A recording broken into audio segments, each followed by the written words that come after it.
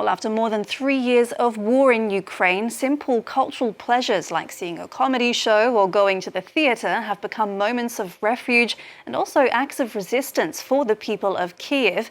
Foreign artists have almost completely stopped performing in Ukraine since the start of Russia's full-scale invasion, but it was Spanish conductor Félix Ardanaz who was tasked with leading a performance of Carmen by the country's national opera. Félix Ardanaz joins me on set now to talk about this. Thank you very much for speaking to us on France 24. Thank you so much for the invitation. Tell us more about this opportunity. How did it come about and what made you accept? So I was in Salzburg last summer, and I was proposed to choose an opera for an opera performance in Kiev at the Ukrainian National Opera House. And I chose Carmen because it's a very symbolic opera at the moment. It was premiered at the Paris Opéra Comique de Paris 150 years ago. And of course, it's a legendary title. So I thought that it was a very convenient title. And since I come from Spain, and it's obviously an opera of Spanish themes, I thought it was a convenient title for this. All right, we're going to take a quick listen now to the performance. Thank you.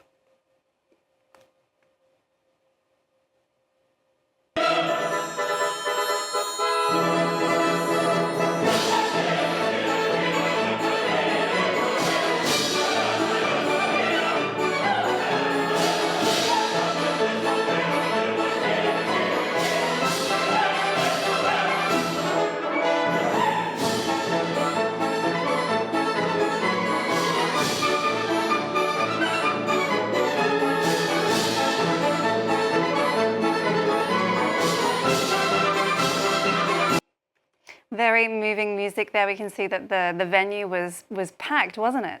Completely full. I was impressed. And what then was your impressions of Kiev as a city at war? I mean, clearly these people wanted or needed some entertainment. Did you have this kind of bizarre impression that life carried on even as drones and other bombs were hitting other parts of the country? Absolutely. That was very striking. Indeed, they told me that they used to have around 6 drone alarms every day, and they could even happen in the middle of a rehearsal, in the middle of the concert. So if that happened, we were supposed to go downstairs to the shelter. Luckily, it didn't happen during the concert, but indeed, I was very shocked to see that people in Kyiv are trying to have a normal routine every day. They go to restaurants, they go to the cinema, they go to the opera house. And when there's an alarm, unfortunately, they have to go downstairs, usually to the subway. So that was striking to understand that they got used to live with a permanent state of danger.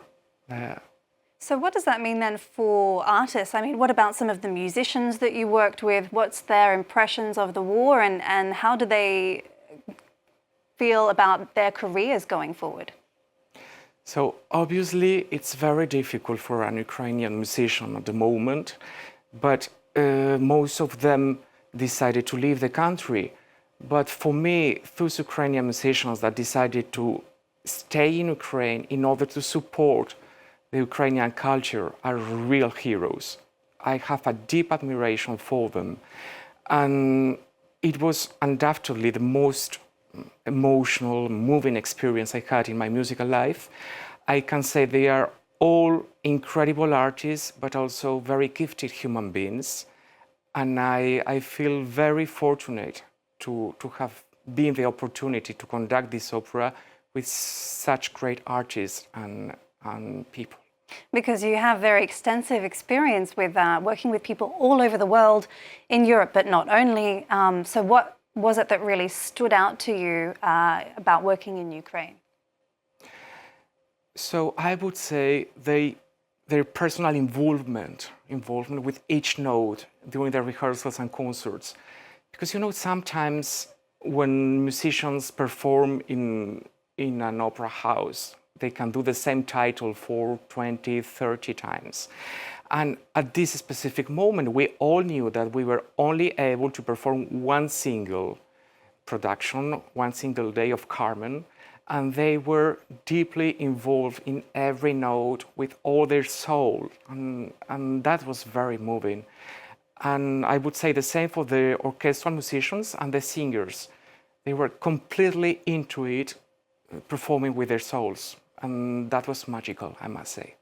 And I believe you're going back to Ukraine in September, is that right? Could you tell us more about that? Absolutely. I was re-invited. This time it's an event organized through the Spanish embassy.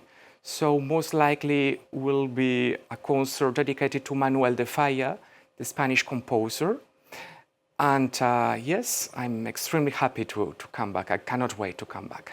Do you think there's something to be said more broadly about music being a tool to bring people together in times of conflict and strife? Absolutely.